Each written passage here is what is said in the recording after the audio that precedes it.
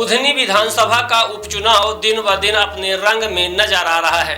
कांग्रेस के दिग्गज नेता करीब 3 बजे बुधनी विधानसभा के फैरुंदा पहुंचे, जिसमें प्रमुख रूप से राज्यसभा सांसद दिग्विजय सिंह, पूर्व केंद्रीय मंत्री अरुण यादव, कांग्रेस के प्रदेश अध्यक्ष जीतू पटवारी, पूर्व मंत्री सज्जन सिंह वर्मा, कांग्रेस प्रत्याशी राजकुमार पटेल के साथ मंत्री व विधायक मौजूद रहे।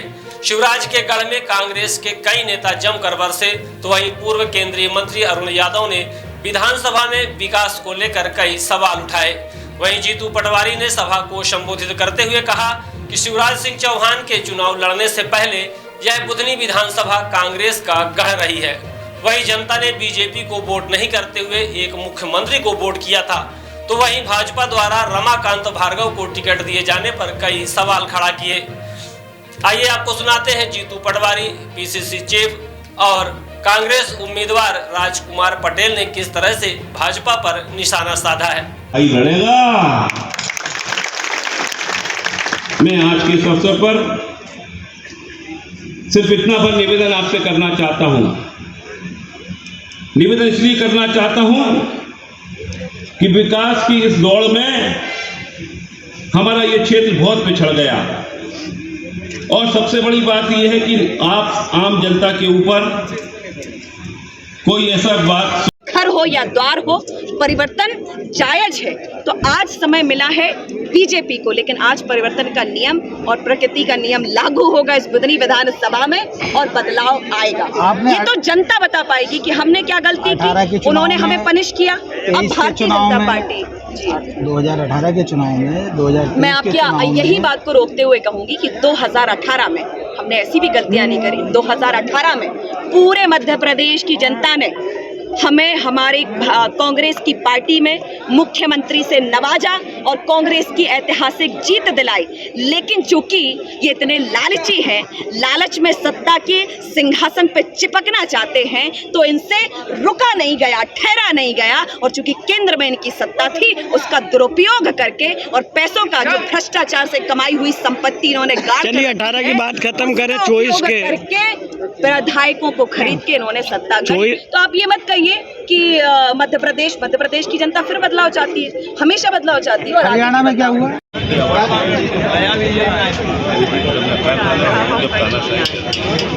तो सुनो नहीं सुनो, क्योंकि जनता तो उनका चलता, हम मीटिंग देते तो उनको ऐसा लगा था कि हम विरोध में बात कर रहे हैं।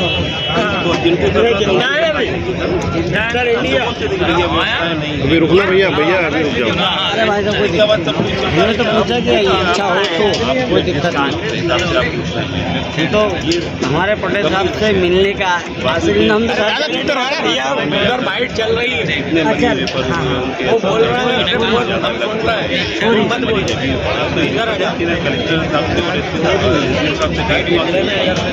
जब चुनाव जीत कर जब आगे आपके क्या बात होता रहेगा?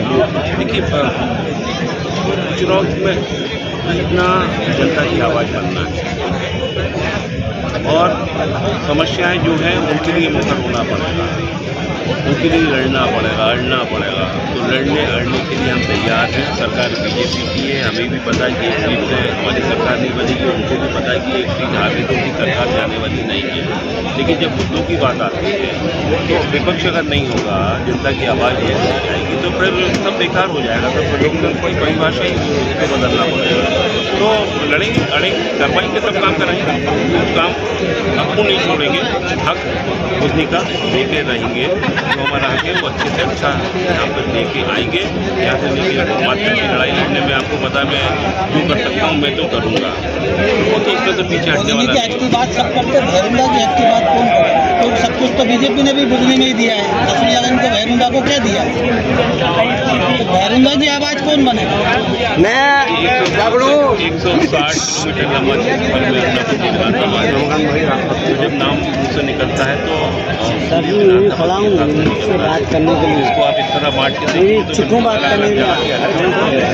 लेकिन आपकी बात में सहमत है कि भैरुंडा के साथ, और क्योंकि भैरुंडा को जिसने लगातार देश की आज़ादी से लेकर उन्नति तक अपनी शहादतें दी। ये धरती वो धरती है बुधनी जिसमें कांग्रेस से प्यार किया जाए। जो शिवराज जी को मत मिला, वोट मिला, वो मुख्यमंत्री को मिला, न कि बीजेपी को। अभी राजकुमार पटेल को उनका पूरा परिवार इस तरीके से बुधनी के परिवारजनों की सेवा की, नरसुलागंज के भेरुंदा के परिवारजनों की सेवा की, पूरे जन जन में लगातार बने रहे। राजनीतिक किसी भी परिस्थिति पर जनता से नाता रखा, उसका असर चुनाव में दिख रहा है। मैं मानता हूं बुधनी की जनता को सौभाग्य है कि वो मतदान और मतदाता और लोकतंत्र को ताकत देने में महत्वपूर्ण भूमिका निभाई। हमारे कांग्रेस पार्टी का एक एक कार्यकर्ता तन मन धन से एकजुट हो यहाँ लगा है और 100% विजयपुर और बुधनी हम जीतेंगे। कमलनाथ जी को बुखार है 103। धन्यवाद। सर्व सुविधा युक्त नेशनल हॉस्पिटल समान तिराहा रीवा में अब कैंसर का सफल उपचार और ऑपरेशन की सुविधा उपलब्ध है। हमारे यहाँ मिल रहा है आयुष्मान भारत निरामय योजना का लाभ। आयुष्मान जन आरोग्य योजना के तहत सभी प्रकार के मेडिक्लेम की सुविधा उपलब्ध है। हमारे यहाँ लेजर कैंसर, अस्थि रोग, एंडोस्कोपी, लेप्रोस्कोपी एवं प्रसूति रोग का अनुभवी चिकित्सकों के द्वारा उपचार किया जाता है। कैंसर के इलाज एवं ऑपरेशन अब रीवा के नेशनल अस्पताल में उपलब्ध है।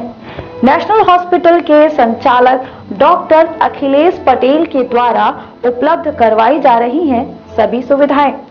आयुष्मान से संबंधित किसी भी प्रकार की जानकारी के लिए संपर्क करें मोबाइल नंबर 9691288560 पर या फिर संपर्क करें 7566831551 पर।